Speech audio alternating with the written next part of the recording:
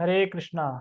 सभी भक्तों का स्वागत है आज की भगवत गीता क्लास में। तो हम मंगलाचरण करते हैं पहले। ओके।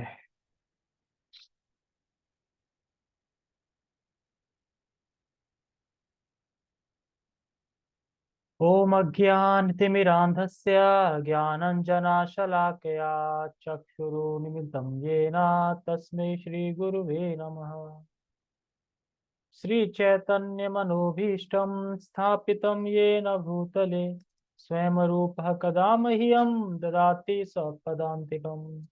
वन्देऽहं श्रीगुरु श्रीयुतापदकमलं श्रीगुरून् वैष्णवांश्च श्रीरूपं साग्रजातं सहगण रघुनाथान्वितं तं सजीवं साधुवेतं सावधूतं परिजनसहितं कृष्ण चैतन्य देवं श्रीराधा कृष्ण पादान् सहगण ललिता श्री विशाखान्त विशांच। हे कृष्ण करुणा सिंधु दीनबंधु जगतपते गोपेश गोपिका कांता राधा कांता नमस्ते। तप्त कांचन गौरांगी राधे वृंदावनेश्वरी वृषभानुसुते देवी प्रणमामि हरिप्रिय। वाञ्छाकल्पतरुभ्यश्च कृपा सिन्धुभ्य एव च पतितानां पावनेभ्यो वैष्णवेभ्यो नमो नमः। जय श्री कृष्णा चैतन्य प्रभु नित्यानंद श्री अद्वैत गदाधर श्रीवासादि गौर भक्तवृंद। हरे कृष्णा कृष्णा कृष्णा हरे हरे हरे राम राम राम हरे हरे। रामाय रामभद्राय रामचंद्राय वेदसे रघुनाथाय नाथाय सीताय पते नमः। नमो विष्णुपादाय कृष्णपृष्ठाय भूतले श्रीमते भक्ति वेदांता स्वामिनि इति नामिने। नमस्ते सारस्वते देवे गौरवाणी प्रचारिणे निर्विशेष शून्यवादी पाश्चात्य देश तारिणे। हरे कृष्णा।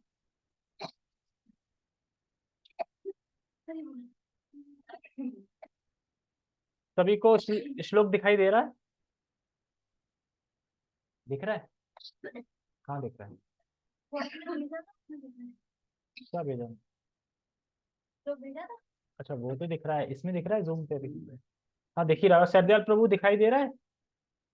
अच्छा हाँ कर रहे हैं, ठीक है दिखाई दे रहा है। ओके देखो, सबसे पहले श्लोक में शुरू करूं तो श्लोक से पहले मैं कुछ बोलना चाहता हूं कि अब आप लोग सीखिए, मंगलाचरण वगैरह गाना ये सब सीखिए और फिर गाइए। ठीक है? और हाँ एक एक करके कब गाएंगे, नाम भेजूंगा मैं ग्रुप में कि आज ये गाएंगे ऐसे करके। और मैं आज लेक्चर सुन रहा था शीला प्रभुपाद जी का लीलामृत से, तो उसमें बता रहे हैं कि प्रभुपाद जी ने अपने शिष्यों के लिए कितना किया है। इतना कोई भी गुरु नहीं कर सकता। जो हिप्पी लोग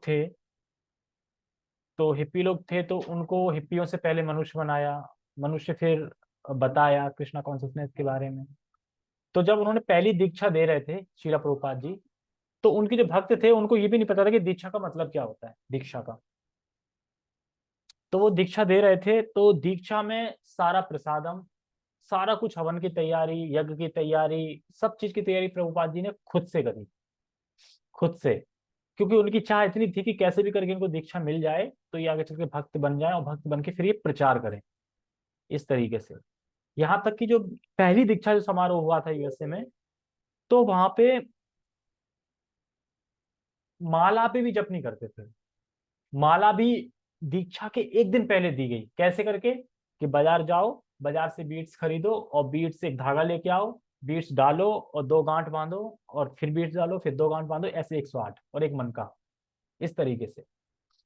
ना तो कोई थैली थी, बीड बैग नहीं था, और तो और कुछ मतलब ही नहीं पता था कि चार नियम क्या होते हैं, दीक्षा का मतलब क्या होता है, दीक्षा मतलब ऐसे ही जो स्वामी बोलेंगे, मतलब स्वामी बोलते थे कि जो स्वामी बोलेंगे वो हम करेंगे। इतने अच्छे भक्त थे उनके, मतलब भक्त मतलब मजाकिया भी थे एक तरह से। तो इस तरीके से धीरे धीरे नींव खड़ी करी है प्रभुपाद जी ने, धीरे धीरे इस प्रचार का, इस मूवमेंट का प्रचार किया। चैतन्य महाप्रभु का मूवमेंट है, इसको पाश्चात्य जगत में इस तरीके से प्रचार किया, बहुत सारा कुछ टॉलरेट किया है प्रभुपाद जी। मतलब कि धैर्य, जैसे कोई कुछ भी पूछ रहा है खड़े होकर, स्वामी जी मैं कैसे समझूं इसको, स्वामी जी कोई कुछ, न सर न पैर क्वेश्चन का, फिर भी प्रभुपाद जी बता रहे हैं। और हर चीज बता रहे हैं मतलब धैर्य के साथ।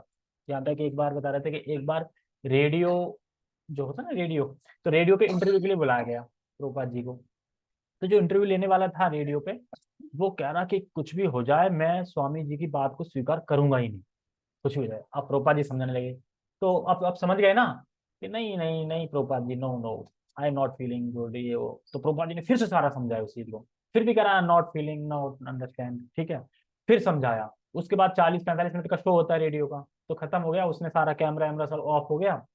तो प्रभुपाद जी तब भी समझा रहे हैं उसको। वो कह स्वामी जी लाइट ऑफ हो गई है। कि वो तो ठीक है लाइट ऑफ हो गई, आप तो नहीं समझे ना अभी तक। वो कह रहे कि अरे शो खत्म हो चुका है, अब कोई नहीं देख रहा है, खत्म हो चुका है शो, ओवर। प्रोपाल जी कह रहे वो तो ठीक है, लेकिन आप तो नहीं समझे ना अभी तक। तो कह रहे प्रोपाल जी मैं सच बताऊं तो मैं पहली बार में ही समझ गया था, लेकिन मैंने ठान लिया था कि मैं आपकी बात को स्वीकार नहीं करूंगा। मुझे टाइम का शो था ना, जो टाइम मतलब जो भी 40-15 मिनट वो पूरा करना था। मैं समझ गया, वैसे आपने पहली बार, तो पहली बार में समझ गया, तो कहा, ठीक है। तब प्रोपा जी ने छोड़ा था। यानी प्रोपा जी के माइंड में ये नहीं है कि दुनिया देखे नहीं देखे, आप नहीं समझे ना अभी तक, समझाते थे। प्रभुपाद जी ने बहुत टॉलरेट करी है, धैर्य के साथ प्रचार किया है।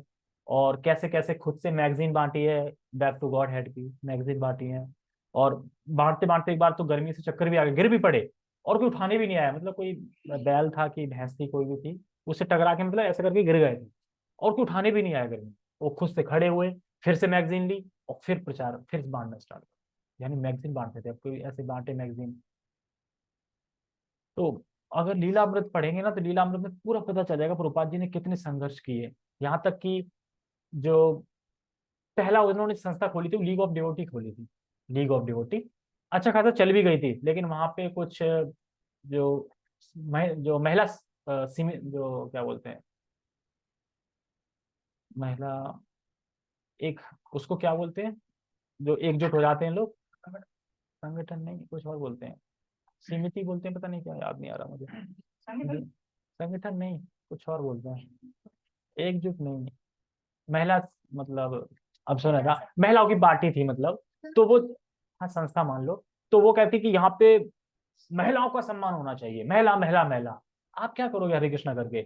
और जो स्त्री थी ना, जो महिला की मतलब जो पूरे महिला संगठन की जो हेड थी, वो गवर्नर की पत्नी थी। और लीग ऑफ डिवोटी जिससे किराए पे ले रखा था, उसका एक सिनेमा था।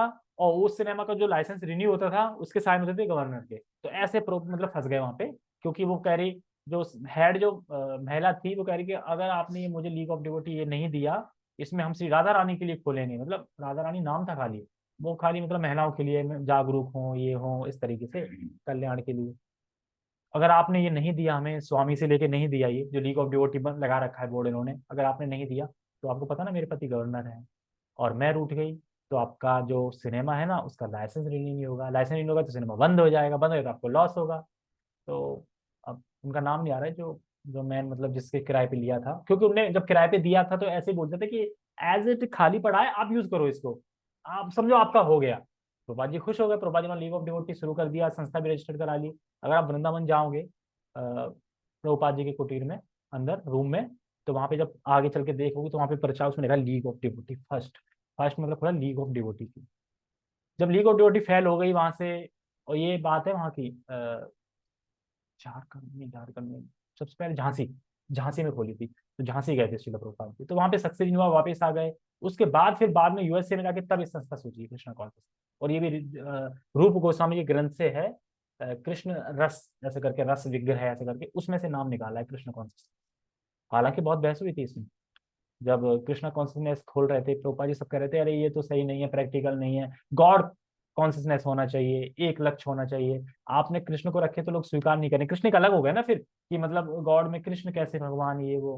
प्रभा जी कह रहे जो सच है मैं वही बोलूंगा, और लोग जुड़ेंगे, और लोग जुड़ रहे हैं, और लोग जुड़ रहे हैं, लोग समझ रहे हैं, लोग अपना प्रगति कर रहे हैं, अपने जीवन का परम लक्ष्य समझ रहे हैं। क्योंकि आज प्रभु जी बता रहे हैं ना जपा टॉक में, मतलब जपा टॉक में नहीं, जपा में बता रहे थे कि बस ये सोचो कि हमें मृत्यु को जीतना है कि नहीं। हमें जीतना है ना, किसी और को तो जीतना नहीं है। तो हमें सही से जप करना चाहिए कि नहीं करना चाहिए। हम जो जप कर रहे हैं सुबह सुबह भगवान के नाम का, हरि नाम का, तो जप हम किसके लिए कर रहे हैं, अपने उद्धार के लिए कर रहे हैं। हमें मृत्यु जन्म से खत्म करना है इसको, तो हम कर रहे हैं ना। तो हमें सीरियसली करना चाहिए ना सही से। अगर ये सोचेंगे तो करेंगे, और फिर वहां सोचेंगे अब घर वालों को नहीं कर पा रहे हैं, तो सिर्फ मृत्यु को पार किसको करना है, घर वालों को या तुम्हें। हमें करना है ना। और हम एक दिन मर के चले जाएंगे तो घर वाले तो यहीं रह जाएंगे ना। बहुत बहुत 2 महीना रोएंगे, 4 महीना रोएंगे, 6 महीने को, 6 महीने ज्यादा कौन रो सकता है? कोई नहीं रो सकता है। ना किसी के पास इतने आंसू है, ना कोई रो सकता है। इसलिए अपना भाग्य खुद ही चमकाओ और खुद ही सीरियसली भक्ति करो सही से। ओहो, your internet connection is unstable. ये बंद ना हो जाए बीच में, ठीक है? सुनाई दे रहा है? चलो ठीक है, सुनता हूँ। ठीक है, हम श्लोक पढ़ते हैं। तो श्रीमद् भगवद गीता यथारूप अध्याय 10 श्लोक क्रमांक 33। तो भगवान विभूतियों का वर्णन कर रहे हैं। आज भी 4 विभूतियों का वर्णन करेंगे। आज के में समझना है 2 चीजें कि भगवान कहना क्या चाह रहे हैं कि क्या मैं हूं। तो हम पढ़ते हैं। अक्षराणाम अकारो अस्मि द्वंद्वः समासिकस्य च अहमेवाच्य कालो दताम, नहीं सॉरी, अहम एवाच्य कालो दाताहम विश्वतो मुखम, नहीं, कालो धाताहम विश्वतो मुखा अक्षराणाम अकारो अस्मि द्वंद्वः समासिकस्य च अहम एवाच्यः कालो दाताहम विश्वतो मुखा। अक्षराणाम अकारो अस्मि द्वंद्व समासिकस्य च अहमेवाच्यः कालो दाताहम विश्वतो मुखा। अक्षराणाम अकारो अस्मि, अक्षरों में आकार मैं हूं। आकार मतलब समझे ना? अक्षरों में आ, ए, उसमें आ मैं हूं। और हर अक्षर में आ लगता है, आ साइलेंट रहता है, इसीलिए कह रहा है आ मैं हूं। जितने भी ध्वनि है ना, जो अक्षर है, स्वर, ई, जैसे बोलो खा, आ गया ना, घा, ढा, बा, ना, हा, दा, आ रहा है ना सब में, तो वो आ मैं हूं। ठीक है ना? ई, अरे ई ऊ में नहीं आ रहा, पर ई ऊ ऐसे करेंगे तो वो आ का वो शब्द निकल ही रहा है, ठीक है, वो गूंज ही रहा है। लेकिन मैम का, खा, गा, आ इस सब में आ रहा है ना। तो इसीलिए कह रहे हैं। हम सुनते हैं ना आ ई ऊ, तो और सबसे फर्स्ट लेटर कौन सा आता है? आ। तो इसीलिए बोल रहे हैं अक्षराम अकारो अस्मि, यानी अक्षरों में आ मैं हूं। अक्षरों में ये नहीं बोल रहे कि माँ मैं हूं, क्यों? माँ तो नहीं आ रहा ना। अब मैं आ बोल रहा हूँ तो माँ तो नहीं आ रहा, लेकिन माँ में आ रहा है। आ रहा है ना, माँ में आ, तो इसलिए बता रहे हैं। और क्या बोल रहे हैं? द्वंद्व समासिक कस्य च, ये सब समझना है। द्वंद्व समासिक कस्य च, जिसमें दोनों पक्ष महत्वपूर्ण है, जिसमें दोनों पक्ष महत्वपूर्ण है, वो सामसिक मैं हूं। कह रहे हैं ना, सामिकस्य। सामिकस्य का मतलब, सामकस्य ना 4 तरह के होते हैं। एक में होता है कि एक मैन होता है और एक गौड़ होता है, यानी एक एक प्राइमरी और एक सेकेंडरी। जैसे रसोई घर, रसोई प्राइमरी होगी, और घर, रसोई घर, घर हो गया सेकेंडरी। एक तो ये होता है सामकस्य, ठीक है। और एक सामकस्य, इन सामकस्य में भगवान कौन से हैं वो बता रहे हैं कि जो दोनों महत्वपूर्ण हो, दोनों बराबर हो। समझे ना? जैसे कि मैं बोलूं सीताराम, भेद है कुछ? बराबर है। माता पिता, दोनों माता पिता दोनों सामर्थ्य बराबर है ना। तो वही कह रहा है, वो मैं हूं। जो आगे पीछे है ना, एक कम महत्वपूर्ण एक महत्वपूर्ण है, वो नहीं। जो दोनों इंपॉर्टेंट है वो मैं। इस तरीके से, जैसे कुछ लोग बोलते हैं ना कि रसोई घर हो गया, ठीक है। जैसे नीलकंठ,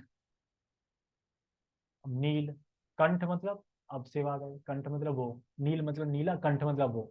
तो एक प्राइमरी हो गया, एक गौड़ हो गया, वैसे नीलकंठ। या फिर मतलब दोनों को जोड़ा जाए तो नीलकंठ मतलब शिव। नीलकंठ से शिव ही तो माने जाएंगे, लेकिन नील अलग है, कंठ अलग है, ऐसे करके।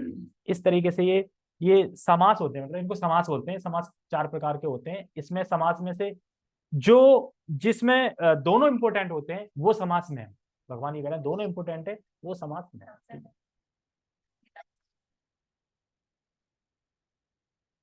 हाँ, दोनों चीजों में तो माता पिता, सीताराम, राम कृष्ण, राम कृष्ण। क्योंकि ये मैं हूं, मतलब समास में अगर बोला, जैसे अक्षरों में आ मैं हूं, समास में ये जो दोनों महत्वपूर्ण है वो समास में वो मैं हूं।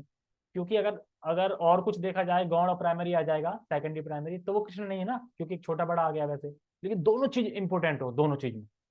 ऐसे जैसे जलचर, जैसे जल मैन हो गया और चर हो गया, वो प्राइमरी हो गया, लेकिन समास मतलब जो दोनों इंपोर्टेंट हो, दोनों बराबर हो। अब मैं पूछूं माता पिता कैसे इंपोर्टेंट है, दोनों बराबर कैसे हैं? माता के बिना पिता अधूरा है, पिता के बिना माता अधूरा है।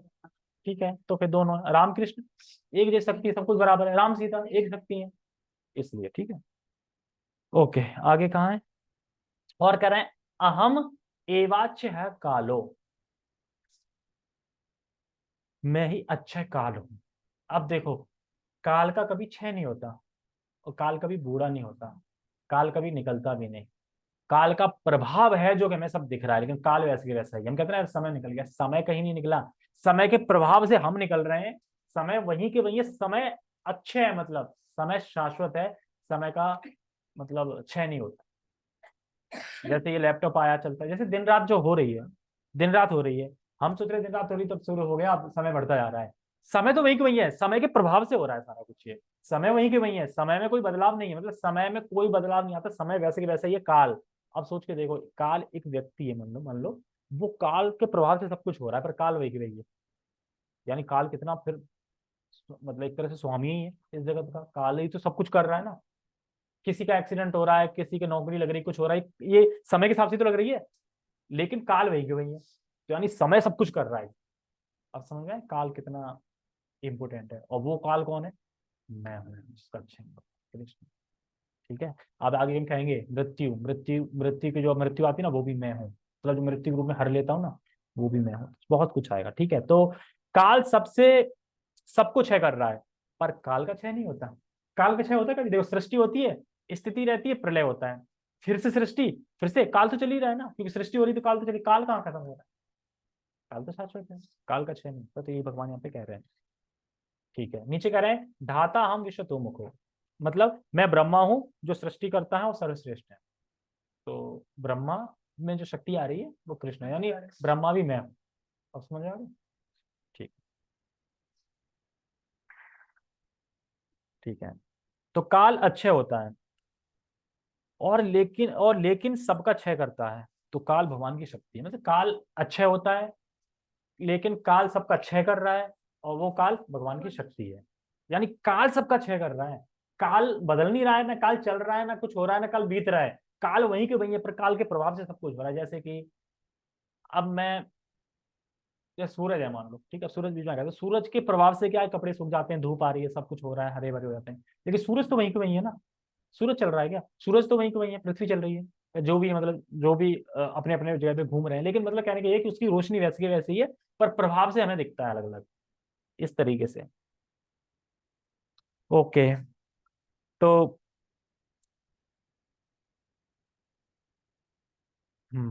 तो समास में बता दिए चार प्रकार के होते हैं, और इसमें बता रहे हैं आ अक्षर में सभी अक्षर होते हैं, मतलब आ अक्षर सभी अक्षर, मतलब आ अक्षर सभी अक्षर हैं कैसे? तो सभी मतलब का घा घा हा दा भा, सब में आ रहा है, तो इस कारण से उनका आधार आ है, मतलब का आधार क्या है? अब बिना आ के का बोल के दिखाओ, का बिना आके बोल ही नहीं पाओगे, इसे कहते हैं सभी अक्षरों का आधार आ है। ठीक है, इसलिए भगवान आ के रूप में विद्यमान है और उनको धारण करते हैं, तो इसलिए भगवान आ है। अब देखो, भगवान विभूति का वर्णन कर रहे हैं तो कितने कितना चीज बता रहे हैं, एकदम माइनर, कि जो शब्द है उसमें आ भी मैं हूं। बताओ, बता रहे हैं नहीं बता रहे हैं? हम सोचते केवल हम सीख लिया हमने, अब सोचो ये सब शब्द आए कहाँ से? सब भगवान से शब्द आई, आ खा बा स्वर वर, ये सब संस्कृत में आए थे ना सारा कुछ। हिंदी इंग्लिश तो ये बाद में है, A for Apple, Hindi English तो बाद में आई है, संस्कृत मेन भाषा है अपनी, संस्कृत हिंदी। ठीक है, संस्कृत से हिंदी बनी है, इसलिए भगवान आ के रूप में विद्यमान है और धारण करते हैं। और आ को तोड़ मरोड़ नहीं सकते, आ को तोड़ मरोड़ सकता है कहा मैं अब आ को तोड़ मरोड़ लो, ये भी है। जैसे अनादि काल से सृष्टि स्थिति प्रलय होती है, काल के शब्द में बता रहे हैं, इसमें सृष्टि है वह शाश्वत है, और मतलब शाश्वत क्रिया है, जो सृष्टि और शाश्वत क्रिया है ना, कि सृष्टि के बाद स्थिति, प्रलय के बाद फिर सृष्टि, तो सृष्टि तो एक शाश्वत क्रिया होगी ना, बार बार हो ही रही है, बार बार हो ही रही है।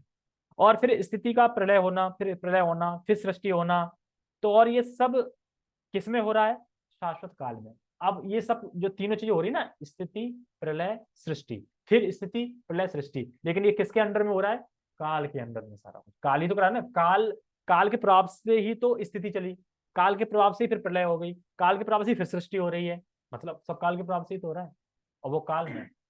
कुछ लोग कहते हैं देखो समय ही सब कुछ है, मैं समय हूँ, आता है तो किसमें आता है? हाँ, वो मैं समय हूँ, मैं काल हूँ, कहते हैं ना मैं काल हूँ। तो वो काल है, वो काल है, वो काल भी कृष्ण शक्ति है। ठीक है, इसलिए भगवान को छोड़ नहीं रहा है, कोई डाउट नहीं रहा। काल नहीं बोल पाते, कहते देखो भगवान को बोला। हाँ, जैसे महाभारत में आती है। हाँ ठीक है। और जैसे कि गीता के 5 टॉपिक हैं, उसमें भगवान क्या बता रहे हैं? 5 टॉपिक क्या हैं गीता के? भगवान, जीव, और भगवान, जीव, कर्म, और प्रकृति, और देखना पड़ेगा काल। इस सब में सब शाश्वत है, सिर्फ कर्म छोड़ के। कर्म बदल सकते हैं, कैसे? अब भक्ति में आ गया, कोई लिखा था बहुत बुरा बुरा, भगवान मिटा देते हैं। तो कर्म बदल गया ना। मान लो किसी की उम्र 100, किसी की उम्र 70 साल है, अगर वो अच्छे से भक्ति कर रहा है तो वो 80 साल हो जाए, क्यों? सुबह जग रहा है। और किसी की उम्र अगर 100 साल है, और अगर भक्ति नहीं कर रहा है, रोज दिन सूर्य उगने के बाद जग रहा है, तो उसका मतलब समय वो कम हो रहा है, मतलब उसकी एज कम हो रही है, तो वो जल्दी मर सकता है। तो कर्म शाश्वत नहीं है, बाकी सब शाश्वत है, जैसे भगवान, और जीव, और काल, और प्रकृति। प्रकृति हमेशा रहती, प्रकृति जड़ रहती, फिर उसमें फिर से चलायमान होती, फिर प्रकृति होती है। ये सब कुछ तो पृथ्वी से बना है। अपन सोच सकते हैं कि ये पृथ्वी से बना है, यानी हम ही पृथ्वी से बने हैं। और सोच सकते हैं कभी कि हम पृथ्वी से बने हैं? पृथ्वी से बना है। अपन सोचे पृथ्वी जल अग्नि वायु जो भी है उसी से तो बने हैं अपन, ये उसी से बना है सारा कुछ। ठीक है, एक क्वेश्चन है, क्वेश्चन भी करते हैं हम कभी, ठीक है? क्या काल कभी बीतता है? क्या काल कभी बीतता है? हैं? नहीं बीतता। हाँ, अभी तो बताया। काल कभी नहीं बीतता, काल शाश्वत। काल के कारण सब कुछ बीत रहा है, पर काल नहीं बीतता। समझ गए? काल के कारण सब कुछ बीत रहा है, पर काल नहीं बीतता। सभी में क्षय हो रहा ना, सभी चीज में। दिन हो रहा है, पेड़ बढ़ रहा है, और हम तभी तो काल के प्रभाव को देख पा रहे हैं। अगर मान लो कि दिन उग रहा है, सब कुछ हो रहा है, पर चीज वैसी की वैसी रहे, तो पता चलेगा कि समय है कि नहीं है।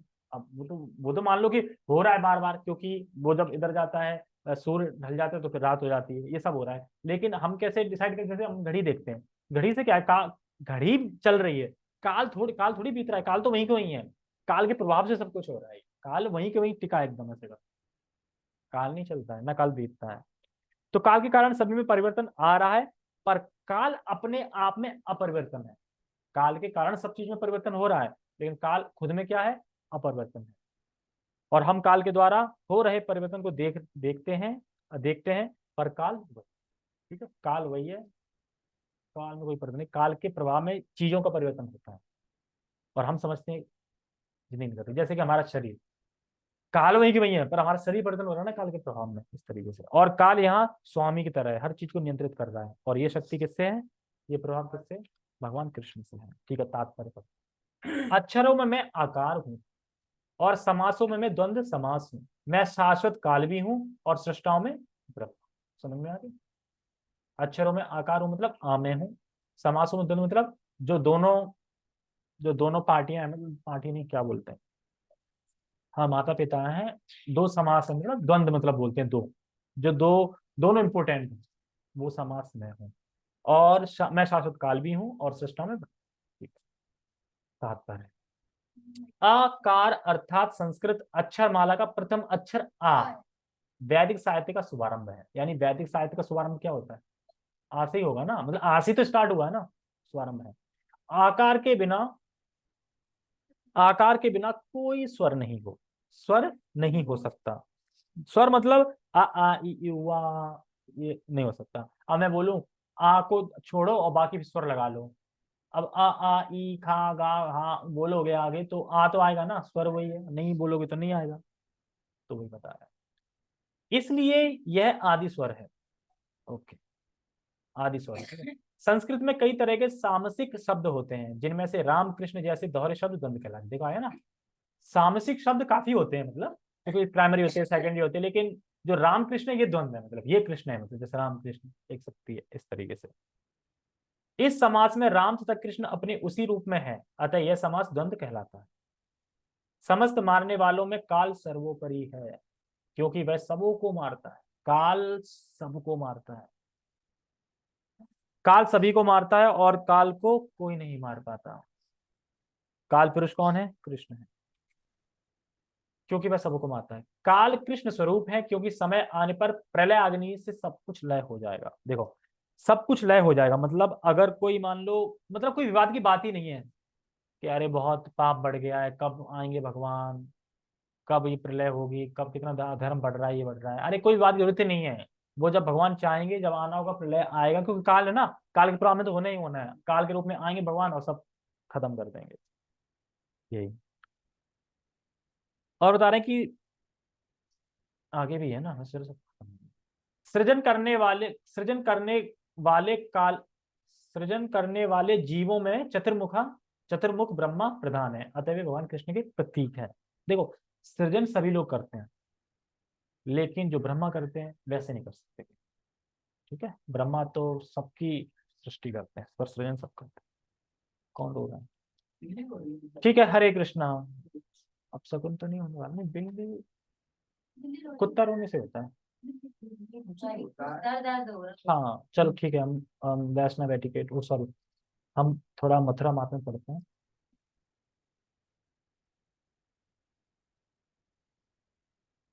हरे कृष्णा।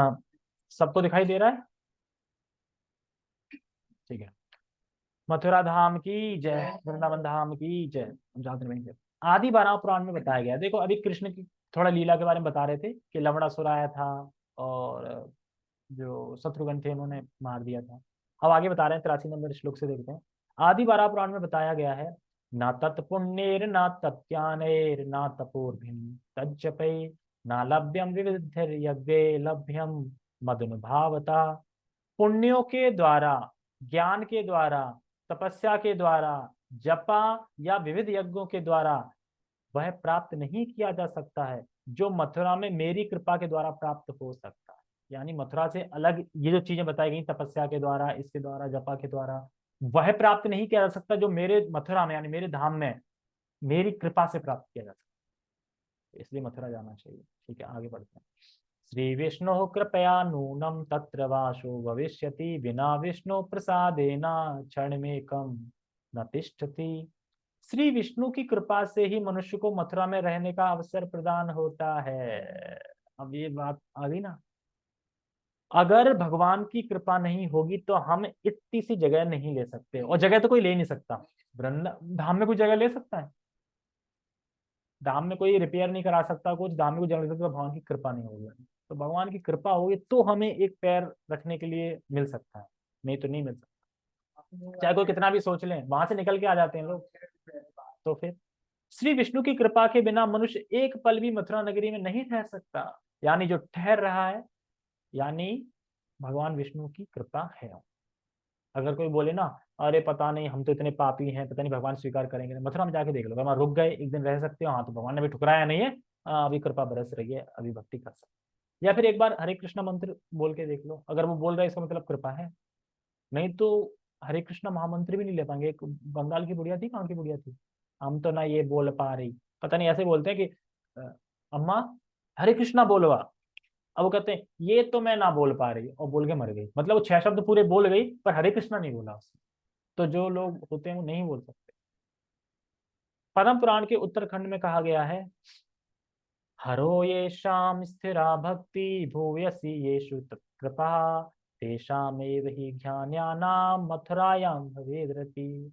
वो सौभाग्यशाली व्यक्ति जिनकी श्री हरि के प्रति दृढ़ भक्ति होती है और जिनके ऊपर प्रभु की विशेष कृपा है, केवल वही मथुरा धाम के प्रति रति को प्राप्त हो सकता। देखो, मान लो कि अपन चले जाते हैं 6 महीना में, लेकिन कितने दिन के लिए, और 2 दिन के बाद क्या मन नहीं करता कि घर चले? अब तुम बोलोगे मेरा नहीं करता, तो यहाँ क्यों हो? हाँ तो क्या यहाँ क्यों हो? कहीं का भी हो। देखो, स्पिरिचुअल या भौतिक मटेरियल हो, मटेरियल में तुम्हें जाने में शौक लगेगा, और जाने के बाद ये लगेगा कब वो दिन आएगा। हालांकि बारात में, मेरा खुद से मटेरियल बहुत एक्सपीरियंस है कि जब बारात में बड़ा शौक होता है, कब जाएंगे कब जाएंगे, और पहुंचने वाले बोलते कब रात होगी, कब विदा होगी, जैसे करो जल्दी। अरे करो जल्दी, नहीं बोलते हैं, अरे बड़ा देर लगा रहा है। और मान लो कोई वहां पे बेला इला में परात लेके आ गया, कुछ लेके आ गया, तो कैसा लगता है, अरे यार जल्दी खत्म हो, जल्दी विदा हो, नहीं लगता है? तो यानी वहां गए नहीं, जाने का शौक है, लेकिन वो मन है कि अच्छा लगेगा, चलो चलो, और वहीं तक मन कहता है अरे यार बेकार है, चलो, करता है ना।